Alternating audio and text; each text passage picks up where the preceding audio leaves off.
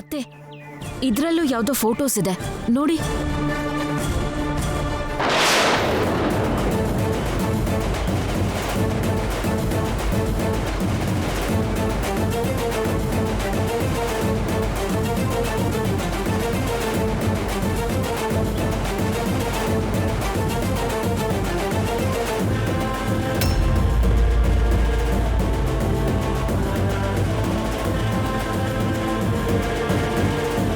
No no, ಈ photos ಅಲ್ಲಿರೋದು ನಾನಲ್ಲ.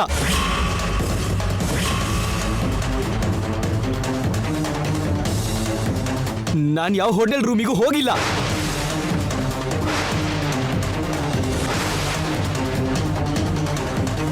ಶ್ಯಾಮ, ಶ್ಯಾಮ, ನಂಬೇಡ ಶ್ಯಾಮ, ಇದರಲ್ಲಿರೋದು ನಾನಲ್ಲ ಶ್ಯಾಮ. ಇಲ್ಲ ರೀ, ನಾನ್ಯಾಕೆ ನಂಬ್ತೀನಿ? ನಾನು ನಂಬ್ತಾ ಇಲ್ಲ. ನಾನು ನಿಜ ಹೇಳ್ತಿದ್ದೀನಿ ಮಮ್ಮಿ, ಇದರಲ್ಲಿರೋದು ನಾನಲ್ಲ ಮಮ್ಮಿ.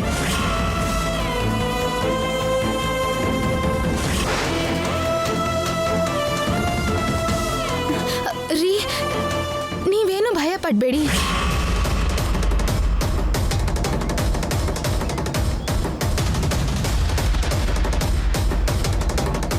ಅತ್ತೆ, ಇದರಲ್ಲಿ ಒಂದು ಲೆಟರು ಇದೆ.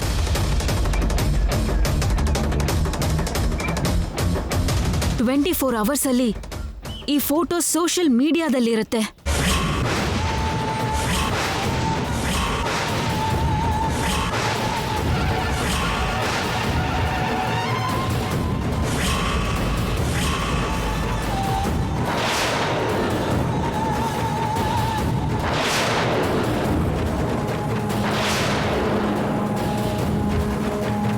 ನನ್ನ ಅಕ್ಕಿಲ್ ಅವರು ಈ ರೀತಿ ಕೆಲಸ ಯಾವತ್ತೂ ಮಾಡಲ್ಲ.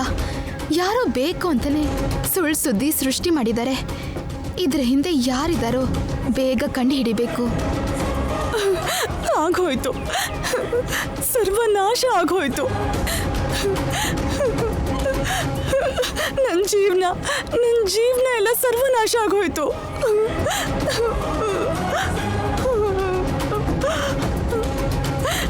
ಈಗ ನಾನು ಏನು ಮಾಡಲಿ? ಸಾಯೋದ್ಬಿಟ್ಟು ಏನಿದೆ ನನಗೆ?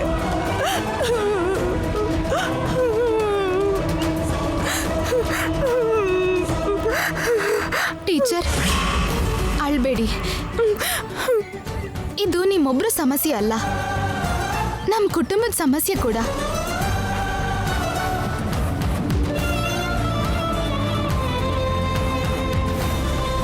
ನನಗೆ 24 ಗಂಟೆ ಟೈಮ್ ಕೊಡಿ. ಅಷ್ಟರಲ್ಲಿ ಈ ಸಮಸ್ಯೆನ ನಾನು ಸಾಲ್ವ್ ಮಾಡ್ತೀನಿ.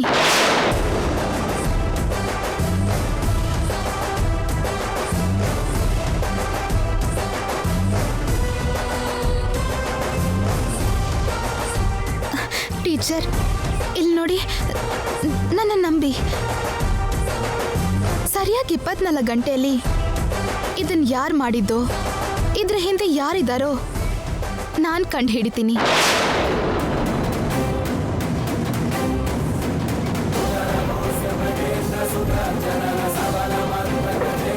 ದಯವಿಟ್ಟು ನನಗಿದಕ್ಕೆ ಟೈಮ್ ಕೊಡಿ. ನೀವು ಆವೇಶ ಪಡಬೇಡಿ, ಯಾವ ನಿರ್ಧಾರಕ್ಕೂ ಬರಬೇಡಿ, ಯಾವ ರೀತಿ ಅನಾಹುತನೂ ಮಾಡ್ಕೋಬೇಡಿ.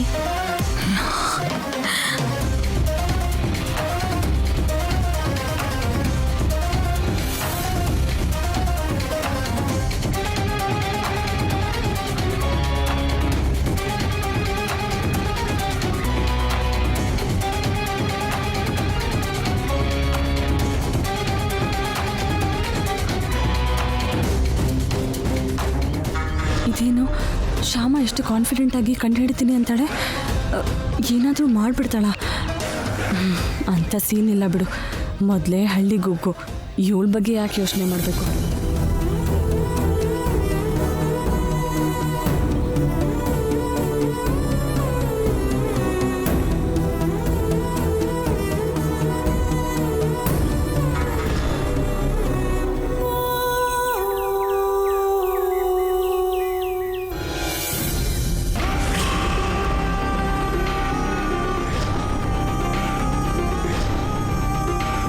ನಾನು ನಿಜ ಹೇಳ್ತಿದ್ದೀನಿ ಮಮ್ಮಿ, ಇದರಲ್ಲಿರೋದು ನಾನಲ್ಲ ಮಮ್ಮಿ.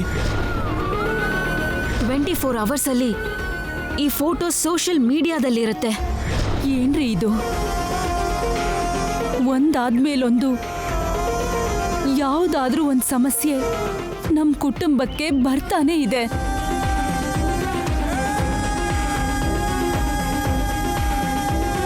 ಇಷ್ಟು ವರ್ಷ ಎಷ್ಟು ಸಮಸ್ಯೆ ಬಂದ್ರೂ ಸಹಿಸ್ಕೊಂಡು ಎದುರಾಗಿ ನಿಂತ್ವಿ. ಆದ್ರೆ ಇವತ್ತು ಚಂದ್ರನ್ ಹಾಗಿರೋ ನನ್ನ ಮಗನ ಮೇಲೆ ಈ ರೀತಿ ಕಲೆ ಅಂಟ್ಕೊಂಡಿದೆಯಲ್ರಿ. ಅದೇ ನನಗೂ ಅರ್ಥ ಆಗ್ತಾ ಇಲ್ಲ ವಸಂತ. ಅಖಿಲ್ ಚಿಕ್ಕವನಾಗಿದ್ದಾಗ್ಲಿಂದಲೂ ತುಂಬಾ ಡಿಸಿಪ್ಲಿನಲ್ಲಿ ಬೆಳೆದವನು. ಎಲ್ಲರ ಹಾಗೆ ತುಂಟಾಟ ಕೂಡ ಮಾಡ್ತಿರ್ಲಿಲ್ಲ ಅವನು. ಓದೋ ದಿನಗಳಲ್ಲೂ ಕೂಡ ಅವನ ಫ್ರೆಂಡ್ಸು ಪಬ್ಬು ಪಾರ್ಟಿಗಳು ಅಂತ ತಿರುಗಾಡ್ತಿದ್ರು. ಇವನು ಮಾತ್ರ ಮನೆಗೆ ಬಂದು ನನ್ನ ಜೊತೆ ಕೂತ್ಕೊಂಡು ಬಿಸ್ನೆಸ್ ವಿಷಯಗಳನ್ನ ತಿಳ್ಕೊಳ್ಳೋನು. ಅಂಥವನ ಮೇಲೆ ಆಕಾಶನೇ ತಲೆ ಮೇಲೆ ಬಿದ್ದ ಹಾಗೆ ಇಂಥ ಆಪಾದನೆ ಏನು?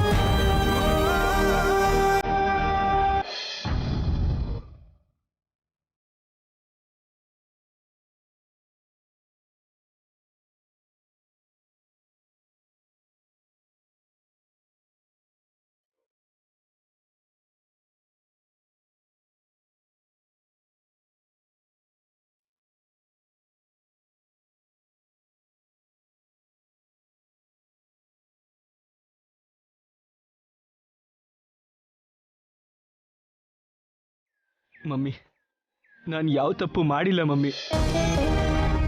ನನ್ನ ನಂಬಿ ಮಮ್ಮಿ, ನಾನು ಯಾವ ತಪ್ಪು ಮಾಡಿಲ್ಲ.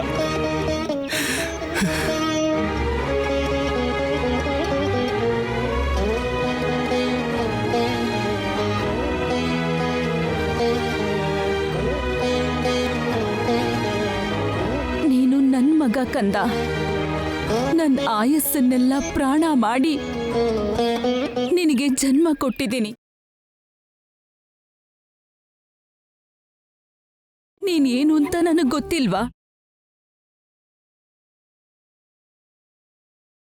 ಏನಕ್ಕಿಲ್ಲಿದು? ನಿನ್ನ ನಂಬುವಂತ ನೀನ್ ನಮ್ಮನ್ ಕೇಳ್ಕೋಬೇಕಾ? ನಾವು ನಿನ್ ತಂದೆ ತಾಯಿಗಳು. ನಮ್ಮ ಮಗ ಎಂತವನು ಅಂತ ನಮಗ್ ಗೊತ್ತಿಲ್ವಾ?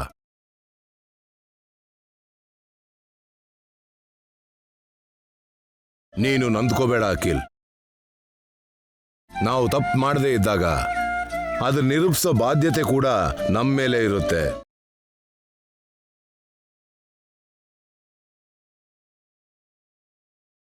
ಯಾಕೆ ಅಂದ್ರೆ ಈ ಸಮಾಜಕ್ಕೆ ಆರೋಪ ಕಂಡಷ್ಟು ಸುಲಭವಾಗಿ ನಿಜ ಕಾಣಿಸಲ್ಲಪ್ಪ.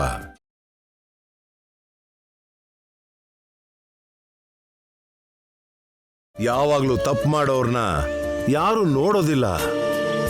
ಆದ್ರೆ ತಪ್ಪು ಅನ್ನೋದು ಗೊತ್ತಿಲ್ದಿರೋ ನಿನ್ನಂತವನ ಮೇಲೆ ಆರೋಪ ಬಿದ್ದಿರೋದ್ರಿಂದ 4 ಜನ ನಾನಾ ತರ ಮಾತಾಡ್ಕೊಂತಾರಪ್ಪ. ನರ ಇಲ್ದಿರೋ ನಾಲ್ಗೆಯಿಂದ ನಷ್ಟ ತರೋ ಅಂತ ಮಾತುಗಳನ್ನ ಇಷ್ಟ ಬಂದಂಗ ಆಡ್ತಾರಪ್ಪ. ಅಮ್ಮ ಶ್ಯಾಮ, ಈ ವಿಷಯದಲ್ಲಿ ಅಖಿಲ್ಗೆ ನಿನ್ನ ಸಪೋರ್ಟ್ ತುಂಬಾ ಅಗತ್ಯ ಇದೆ.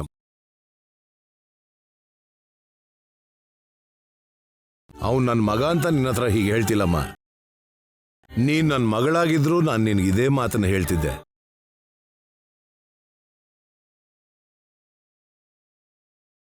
ನೀವ್ ನನ್ಗೆ ಅಷ್ಟೆಲ್ಲ ಹೇಳ್ಬೇಕಾ ಮಾವ? ಅಖಿಲ್ ಅವರು ಎಂತವ್ರು ಅಂತ ನನಗ್ ಗೊತ್ತಿಲ್ವಾ?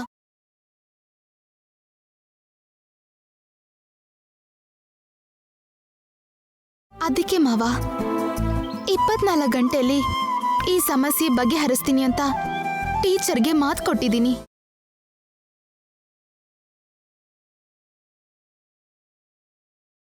ಅಖಿಲ್ ಅವ್ರ ಮೇಲೆ ಬಂದಿರೋ ಈ ಆರೋಪನ ದೂರ ಮಾಡ್ತೀನಿ.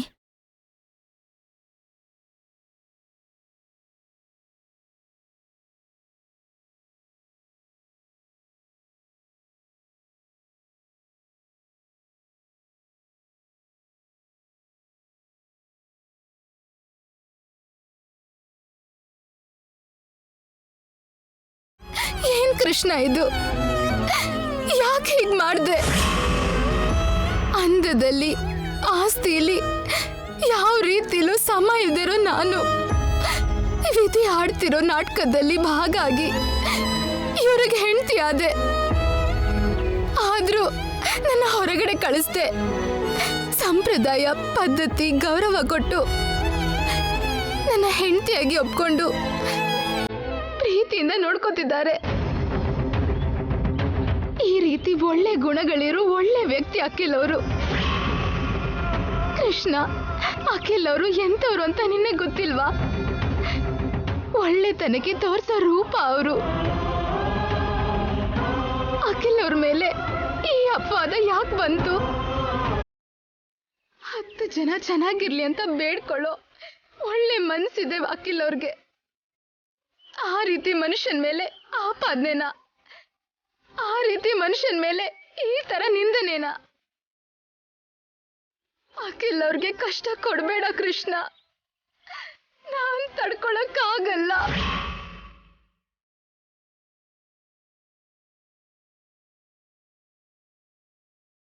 ಬೇಕು ಅಂದ್ರೆ ನನಗೆ ನೋವು ಕೊಡು ಕೃಷ್ಣ, ನಾನು ಸಹಿಸ್ಕೋತೀನಿ. ಅಖಿಲ್ ಅವ್ರಿಗೆ ಕಷ್ಟ ಕೊಡ್ಬೇಡ. ಚಿಕ್ಕ ವಯಸ್ಸಿಂದ ಕಷ್ಟದಲ್ಲೇ ಬೆಳೆದು ನೋವೇ ಬಂದು ಅನ್ಕೊಂಡು ಕಣ್ಣೀರಲ್ಲೇ ಸ್ನಾನ ಮಾಡಿದವಳು ನಾನು. ಬೇಕಾದ್ರೆ ನನಗೆ ಶಿಕ್ಷೆ ಕೊಡು ಕೃಷ್ಣ, ಸಹಿಸ್ಕೋತೀನಿ.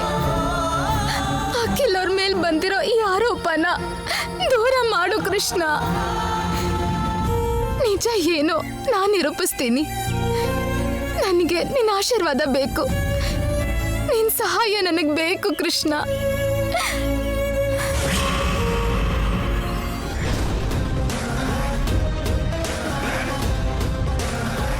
ಈ ಶ್ಯಾಮ ಏನು 24 ಗಂಟೆಯಲ್ಲಿ ಈ ಸಮಸ್ಯೆನ ಬಗೆಹರಿಸ್ತೀನಿ, ನನ್ನ ನಂಬಿ ನಾನು ಮಾತು ಕೊಡ್ತೀನಿ ಅಂದಲ್ಲ.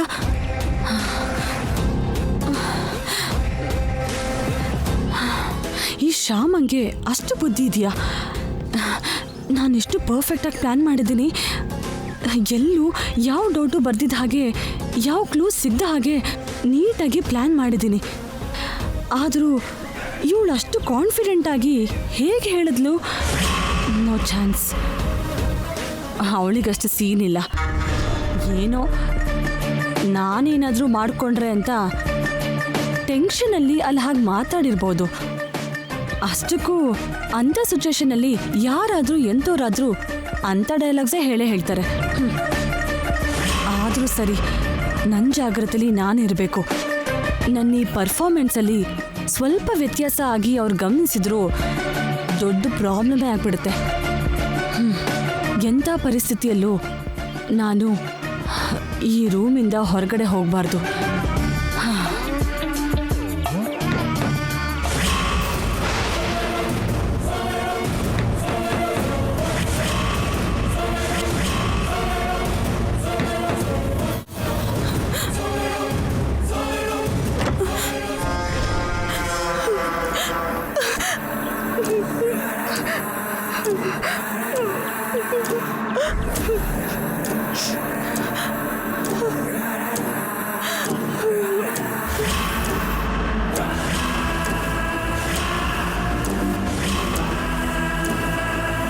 ಏನಿದೆಲ್ಲ?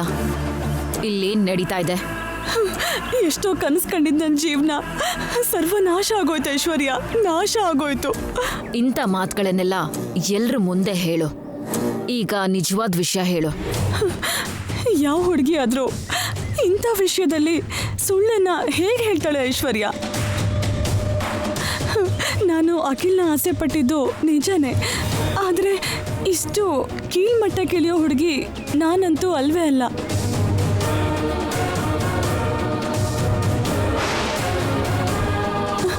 ಈಗ ನನ್ನ ಜೀವನನೇ ನನ್ನ ಕೈಯಲ್ಲಿ ಇಲ್ದಿರೋ ಹಾಗಾಯಿತು.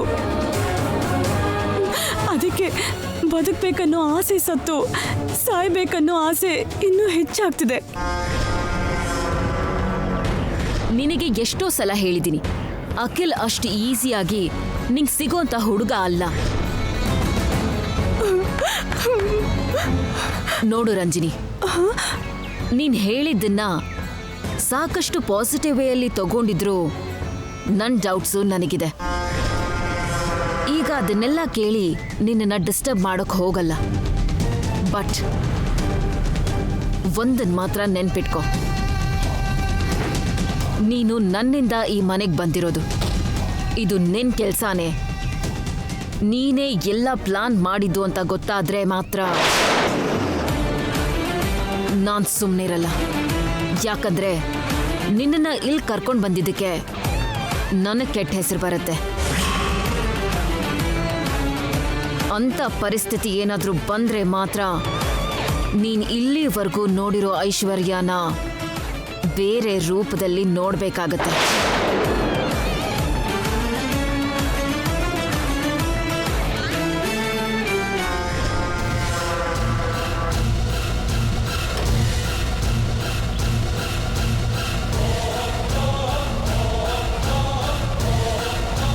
ನನ್ನ ಪರ್ಫಾರ್ಮೆನ್ಸ್ನ ಮನೆಯವರೆಲ್ಲ ನಂಬಿದ್ರು, ಇವಳು ಮಾತ್ರ ನಂಬ್ತಾ ಇಲ್ಲ. ಇವಳ ಜೊತೆ ಸ್ವಲ್ಪ ಹುಷಾರಾಗಿರ್ಬೇಕು.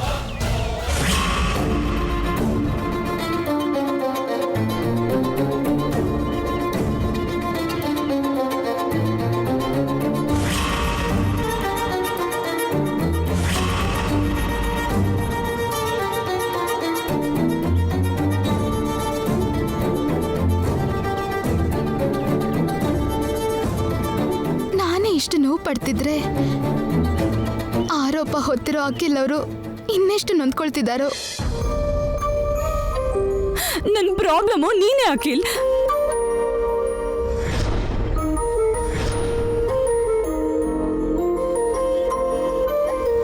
ಮುಗ್ದೋಯ್ತು, ನನ್ನ ಜೀವನ ಸರ್ವನಾಶ ಆಗೋಯ್ತು. ಹೋಟೆಲಲ್ಲಿ ಕಾಫಿ ಕುಡಿದ್ಮೇಲೆ ತಲೆ ತಿರುಗಿ ಬಿದ್ದು ಹೋದೆ. ಅದಾದ್ಮೇಲೆ ಏನಾಯ್ತು ನನಗೆ ನೆನಪಿಲ್ಲ.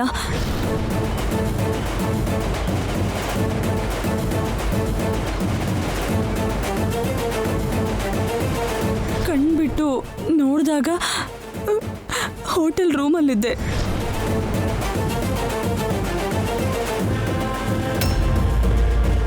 ಆಮೇಲೆ ನಾನು ಬರ್ತಿದ್ದಾಗ ಯಾರೋ ನನಗೆ ಫೋಟೋಸ್ ಕಳಿಸಿದ್ದಾರೆ.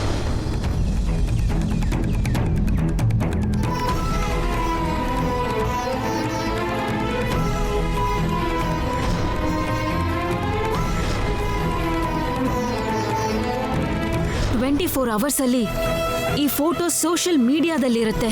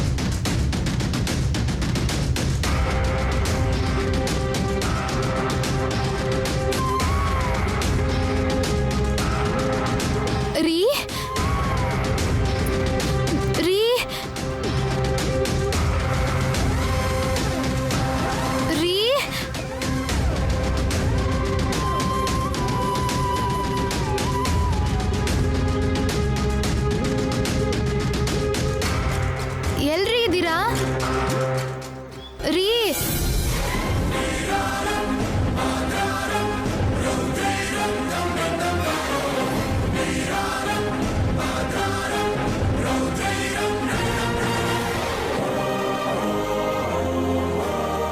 ರೀ ಎಲ್ಲಿದ್ದೀರಾ?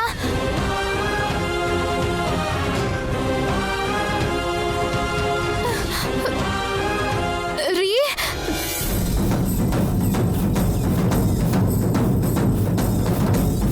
ರೀ ಏನ್ರಿ?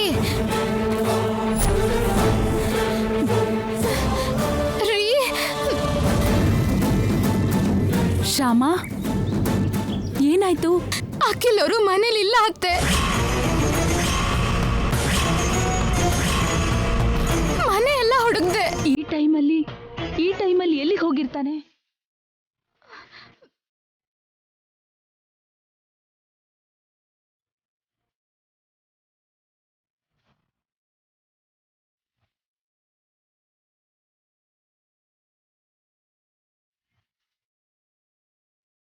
ಅಯ್ಯಯ್ಯೋ ಅಖಿಲ್ ಅವ್ರ ಕಾರ್ ಕೂಡ ಇಲ್ವಲ್ಲ. ವಾಚ್ಮ್ಯಾನ್, ಅಮ್ಮವ್ರೆ ಅಖಿಲ್ ಅವ್ರನ್ನ ನೋಡಿದ್ರಾ? ಅಮ್ಮವ್ರೆ ಈಗಷ್ಟೇ ಅಖಿಲ್ ಸರ್ ಕಾರ್ ತಗೊಂಡು ಎಲ್ಲಿಗೋ ಅರ್ಜೆಂಟಾಗಿ ಹೋದ್ರಮ್ಮ.